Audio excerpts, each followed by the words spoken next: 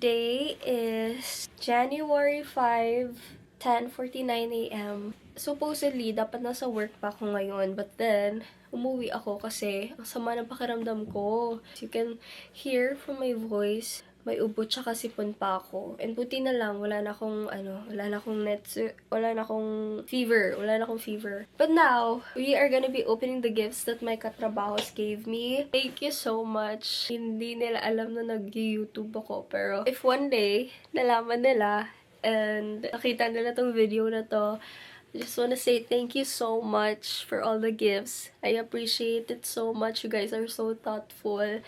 Sobrang happy ko sa mga gifts nyo kahit hindi ko pa sila namubuksan.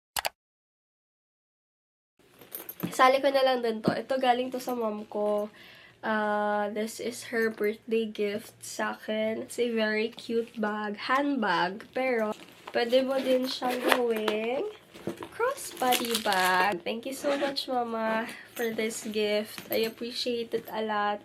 Hindi niya alam na naghahanap ako ng ganitong bag and binilhan niya ako. Yan ba talaga yung mga mama? And meron tayong kisses na chocolates. Hindi ko alam talaga kanino galing to. Tsaka walang pangalan, girl. Walang pangalan, pero may pangalan ko. Kung kanino man to galing, thank you so much po. Arigatou gozaimasu. Thank you so much. Magtatanong na lang ako bukas. Papasok naman ako bukas. Magtatanong ako kanino galing to. Next is ito, kay Ate Marie. Galing kay Ate Marie. Okay. Hello! OMG! Hala, ang saya ko. Pinagyan niya ako ng M&M's. Oh my gosh! This is so cute. Thank you so much, Ate Marie, for the gift. This one, galing to kay Ate Larmy. Actually, noong December niya pa to binigay sa akin. Pero hanggang ngayon, hindi ko pa rin siya tinatanggal sa lagayan niya. Ewan ko. Meron talaga akong something na, pag binibigyan ng gifts eh. Ayokong ginagamit agad. Gusto ko nakikita ko lang siya dyan na nakabalot. Ganon. Ang ganda talaga, girl. Ate Larmy, thank you so much for this. I love it so much and I love you so much. Galing to kay Ate Jerna. Hindi ko din alam ano to kasi nga naka-tape siya. Wala hindi mo alam regalo yan eh. Wait. Oh my gosh. Oh my gosh. This is what I got from Ate Jerna. Ate Jerna, ang ganda niya! Ito, galing to kay Ate Lay. And si Ate Lay, siya yung parang ate ko sa work. Sobrang mahal na mahal ko yung babaeng yun talaga.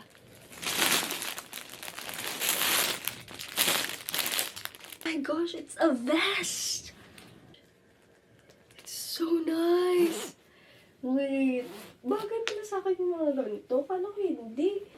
Thank you so much, Ate Lay, for the gift. And Ate Jerna, Ate Larmy, Ate Marie as well. Thank you so much for all the gifts. Sobrang na-appreciate ko yung pagiging thoughtful nyo. Naalala nyo pa yung birthday ko.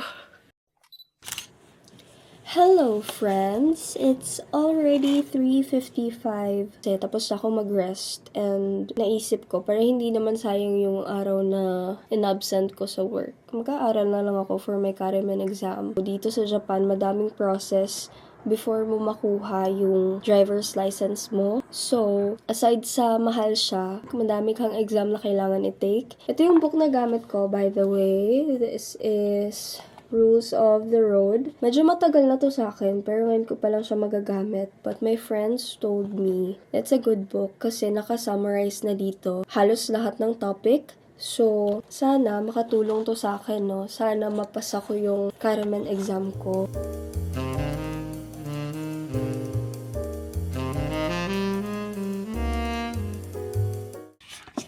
Let's go.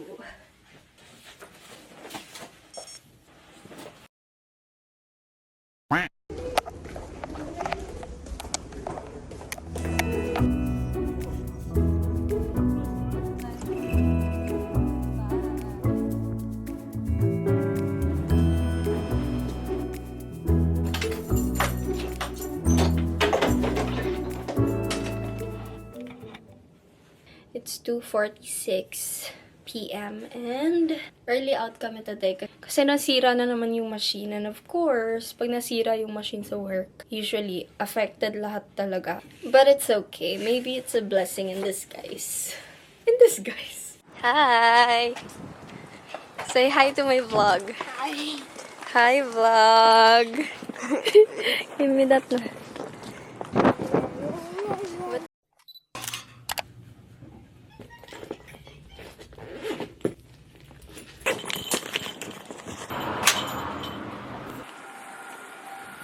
Hello, everyone. I am papunta na sa Shimamura because I'm gonna buy something. Gusto kong bumili ng tissue kasi mas mura yung tissue nila dun for some reason. So, dun ako pupunta. And also mask. Natanggal pa yung...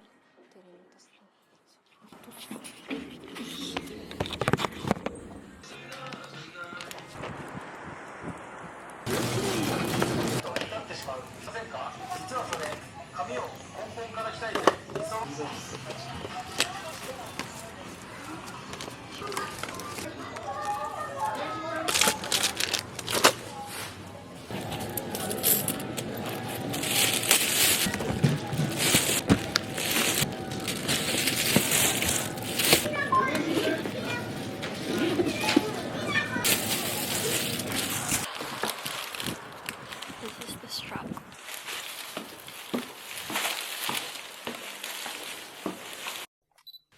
Hello everyone! I'm finally home. I'm gonna make a haul of everything that I got kanina. So, let us start with Shimamura. Tissue, 220 yen lang. Very, very cheap. And then, I also got dalawang masks. Ito yung mga gamit ko na mask sa work kasi mura lang din sila. Next is from Well Shop. I got this one. Also got Sana eye cream. Feminine wash. I got this. This is my favorite feminine wash. Guys, if you live in Japan or makapunta kayo ng Japan, I highly, highly recommend this one.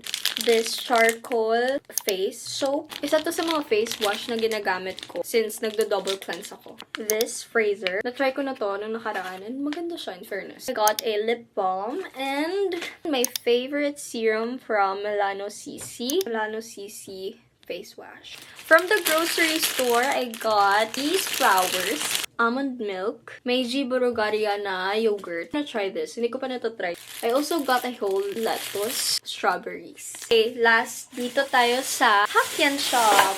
First, I got this para malagyan ko ng rolled oats ko. I got itong measuring cup. Nori tama. Hindi lalagay sa kanin. I also got this. Lagyanan ko ng cinnamon powder. And I also got clips for my hair. This for my obento. And lastly, I got 2 of these jars na may lid. I wanna try to make, overnight oats. Hence, bumili ako ng mga ganito.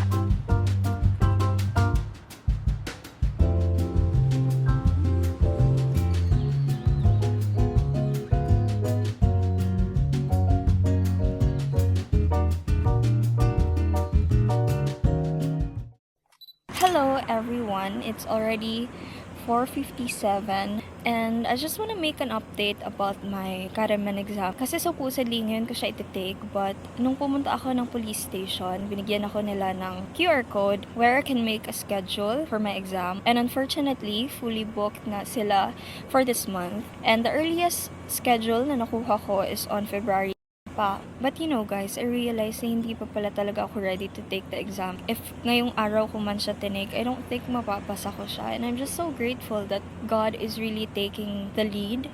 And that's just the beauty of letting God take control of your life.